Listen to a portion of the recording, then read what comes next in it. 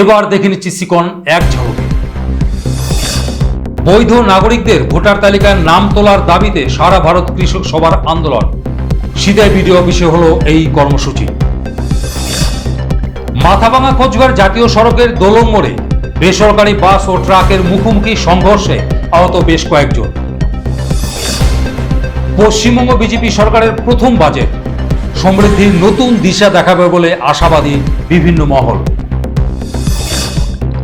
একাধিক দাবিতে দিনহাটা মহকুমা শাসকের দপ্তরের সামনে বিক্ষোভ দেখালো সারা ভারত ফরওয়ার্ড ব্লক। সোমবার MJN মেডিকেল কলেজ ও হাসপাতালে মরণোত্তর দেহদানে অঙ্গীকারবদ্ধ হলেন সরকারি অবসরপ্রাপ্ত কর্মী রেখা সাহা। কোচবিহার শহরের ধর্মতলা মোড়ে তার বাড়ি।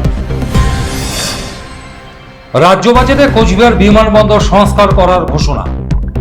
এই ঘোষণায় খুশির হাওয়া সর্বত্র।